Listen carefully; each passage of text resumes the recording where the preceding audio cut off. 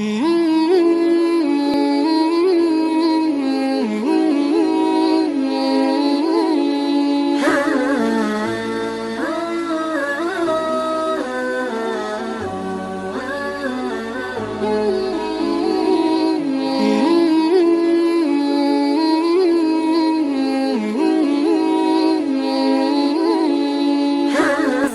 அலைக்கும் வரஹ்மத்துல்லாஹி வபரகாத்துஹு.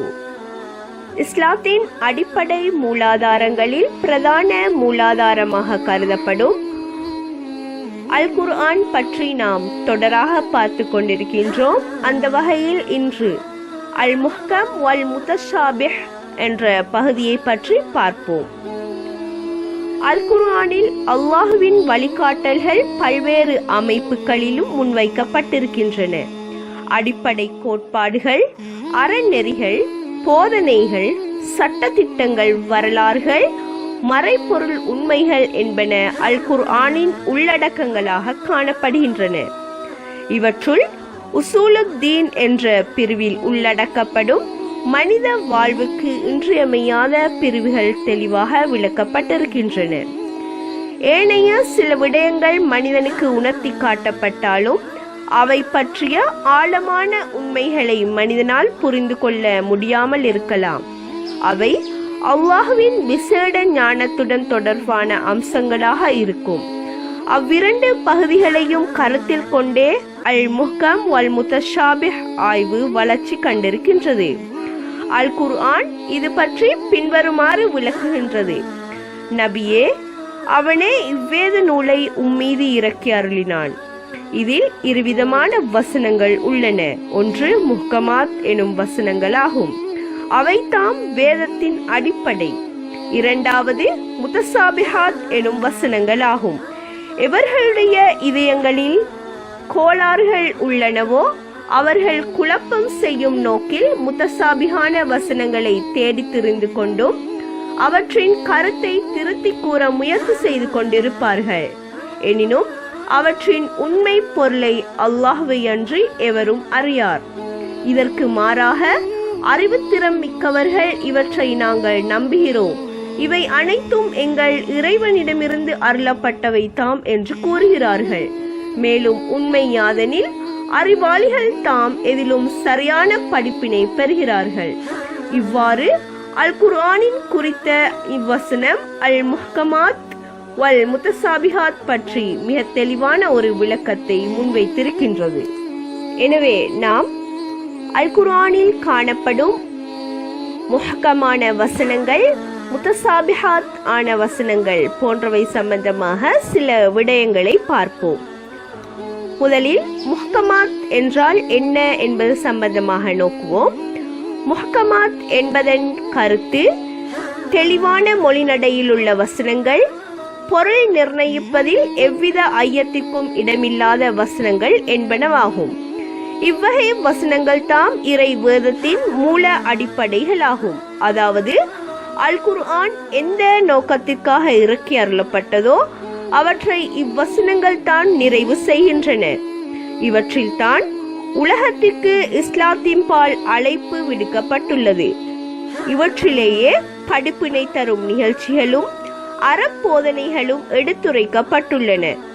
இவ்வசனங்களிலேயே வழிகேடுகள் மறுத்துரைக்கப்பட்டு நேரிய வழி தெளிவுபடுத்தப்பட்டுள்ளது. இவற்றில் தான் தீனின் அடிப்படை விதிகள் விளக்கி கூறப்பட்டுள்ளது. மேலும் கோட்பாடுகள், வணக்கங்கள், ஒழுக்கங்கள், கடமைகள் மற்றும் ஏவல் விலக்கல்களுக்கான சட்டங்கள் முதலியன குறிப்பிடப்பட்டிருக்கின்றன. அடுத்து முத்தசாபிஹாத் வசனங்களின் பண்புகளை எடுத்துக்கொண்டால் இவ்விடயம் தொடர்பான அறிவு அல்லாஹ்விடம் தான் இருக்கின்றது. அதாவது இதன் வசனங்கள் பல கருத்துக்களுக்கு இடம்பாடானது. எனினும் அவ்வசனங்களை புரிந்து கொள்வதற்கு ஆதாரம், மேலதிக விளக்கங்கள் தேவைப்படுகின்றன. இவ்வகையான வசனங்கள் அல் குர்ஆனில் மிக மிக அரிதாகவே காணப்படுகின்றது என்பதை எமக்கு கூற முடியும். அடுத்து முஹ்கம் முத்தசாபிஹாத் வசனங்களுக்கு இடையிலான வேறுபாடுகளை பற்றி பார்ப்போம். முதலில் முஹக்கமான வசனங்களின் சில பண்புகளை பார்ப்போம். அதாவது முஹக்கமான வசனங்களை எடுத்துக்கொண்டால் அவற்றின் கருத்துக்கள் தெளிவாக விளங்கப்படுத்தப்பட்டவையாக காணப்படும். அதேவேளை ஒரே ஒரு கருத்துக்கு மட்டும் உரியதாக அவ்வசனங்கள் காணப்படும். மேலதிகமாக விளக்கம் ஏதுமின்றி சுயமாக விளங்கிக் கொள்ளக்கூடியவாகவும் அது காணப்படும். உதாரணமாக அல் குர்ஆனில் அல்லாஹ் வியாபாரத்தை ஹலாலாக்கினான், வட்டியை ஹராமாக்கினான் என்று நேரடியாகவே கூறுகின்றான். அதனை பார்க்கின்ற வாசிக்கின்ற அனைவரும் இலகுவாக விளங்கிக் கொள்ள முடியுமான விதத்தில் தான் முஹக்கமான வசனங்கள் காணப்படுகின்றன.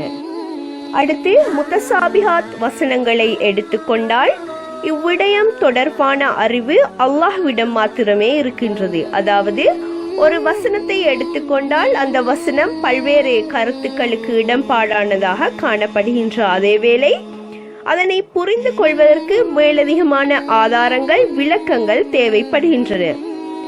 இதனை அல் குர்ஆனில் அல்லாஹ் அழகாக குறிப்பிடுகின்றான்.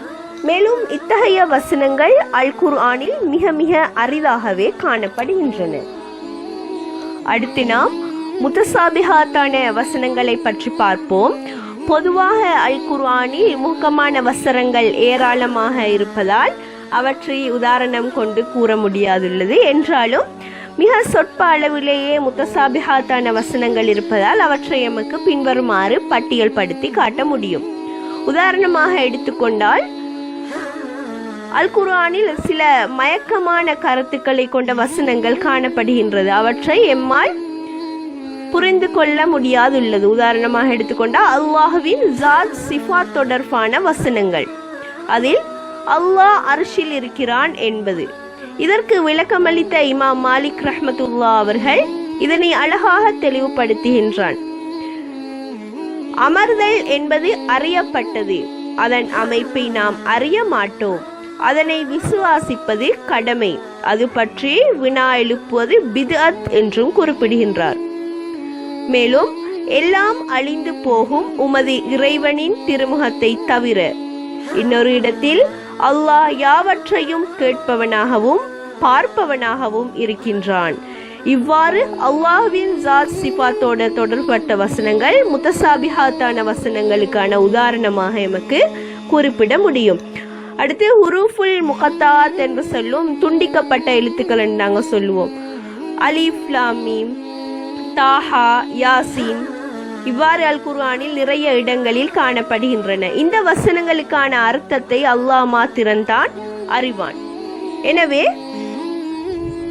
சஹாபாக்களை பொறுத்தவரையில சஹாபாக்கள் முஹக்கமான பகுதியை விளங்கி நடைமுறைப்படுத்திய அதே வேளை முத்தசாபிஹாத்தை ஆராய செல்வதிலிருந்து அவர்களை பாதுகாத்து கொண்டார்கள். எனவே நாமும் அல்லாஹ் கூறும் இறை போதனைகளை ஏற்று எமது வாழ்வை சீராக்கிக் கொள்ள முயற்சிப்போம்.